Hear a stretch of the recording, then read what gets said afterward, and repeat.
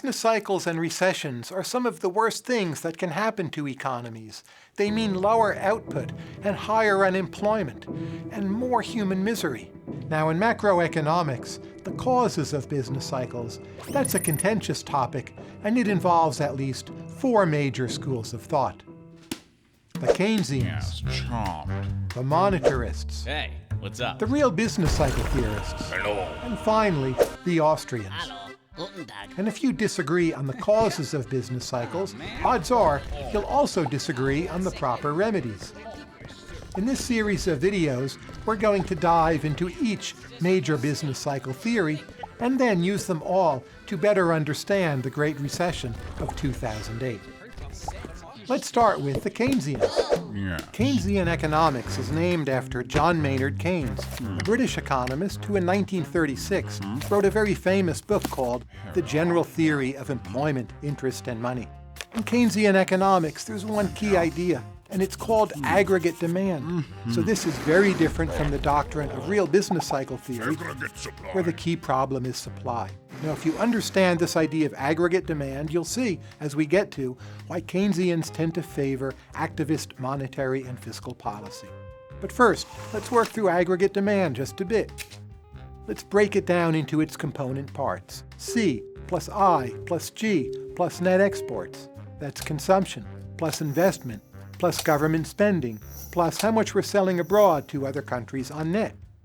Those pieces of the puzzle, that's how much flow of expenditure or aggregate demand there is to sustain labor hires in a given period. That is what, in the Keynesian model, keeps people at work. Now, there's a key assumption here. In the Keynesian model, typically, nominal wages are sticky. Think of a wage as just another price. It's the price of labor. In a typical market, if demand falls, then the price falls and the market clears. If that were true in the labor market, a drop in aggregate demand would mean wage cuts, not people losing jobs. But wages are unlike many other prices.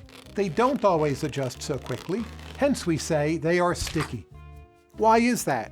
Well, there may be a long-term contract, there may be a law such as the minimum wage law, or sometimes it's just worker morale. So how does that work then? Well, if the flow of aggregate demand expenditure into an economy slows down because wages cannot be cut, well then, workers have to be laid off. And that will lower the flow of aggregate demand expenditure all the more because there's lower employment, lower production, less being consumed, less being invested. The key example here, it really is the Great Depression in the 1930s. Starting in 1929, a lot of American banks failed. Depositors lost their money. This was before governmental guarantees. The money supply fell by about 1/3, and the stock market crashed. So there was less consumer spending and less investment. This led to a Great Depression and high levels of unemployment. More recently, the Great Recession of 2008 also had a significant Keynesian element. We're going to cover that in a separate video. Keep in mind, in a typical Keynesian scenario, if consumption and investment are falling, usually government spending is going to end up falling as well. Because there's less revenue being produced in the economy, less tax revenue, and unless governments really borrow a lot, well, that's going to hurt government's ability to spend. That will be an additional negative shock to aggregate demand. So graphically, in a simple aggregate demand, aggregate supply model, what does this look like? It's pretty straightforward. Take the aggregate demand curve and shift that back and to the left. And you will see pretty simply that output goes down in this model. Also in this setting, there may be some second-order effects. The aggregate supply curve may end up shifting back and to the left as well. For instance, imagine some laid-off workers. They end up demoralized or they lose their workplace contacts. In the longer run, those people are probably going to be less productive. What are the potential remedies here? Well, Keynesians tend to favor activist monetary and fiscal policies. Central banks should expand the money supply to help maintain that flow of nominal expenditure. They should lower interest rates and have easy conditions for credit. Keynesians also tend to favor a lot of government deficit spending.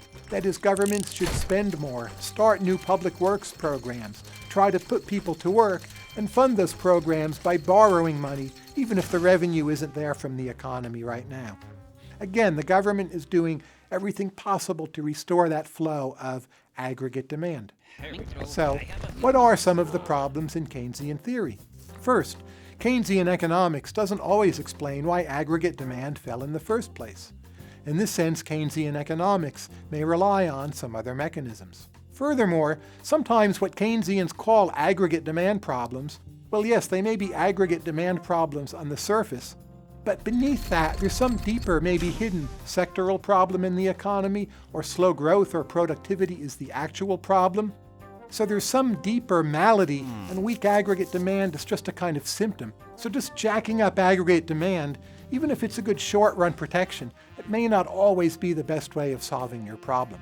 Second, many economists believe that actually monetary policy usually is enough to stabilize the flow of nominal expenditures. Sure is.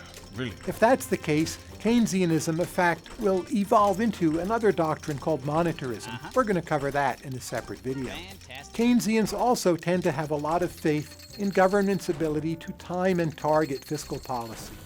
But will government spend that money quickly enough? Will government actually succeed in hiring the unemployed workers? Those are all open questions. Another problem. Keynesian economics predicts that you either have high unemployment or high inflation, but not both at the same time. During America's downturn of the late 1970s, there was a kind of stagflation. High inflation and high unemployment together. Oh dear. That wasn't what the Keynesians had predicted, and during those years, a lot of economists actually turned away from Keynesian ways of thinking. There's also the public choice critique of Keynesian economics. The Keynesian recipe is to run higher deficits in recessions, but in good times to have a balanced budget or even a surplus. But a lot of governments don't do that. They like having the deficits all the time. So it could be there's an asymmetry built into the Keynesian system, where over time you get too many deficits and too much debt, and perhaps eventually a fiscal crisis. In sum, Keynesian economics is really important. It's central to the modern understanding of macroeconomics. That said, there are also some significant limitations to Keynesian ways of understanding the world. You're on your way to mastering economics. Make sure this video sticks by taking a few practice questions. Or, if you're ready for more macroeconomics, click for the next video. Still here? Check out Marginal Revolution University's other popular videos.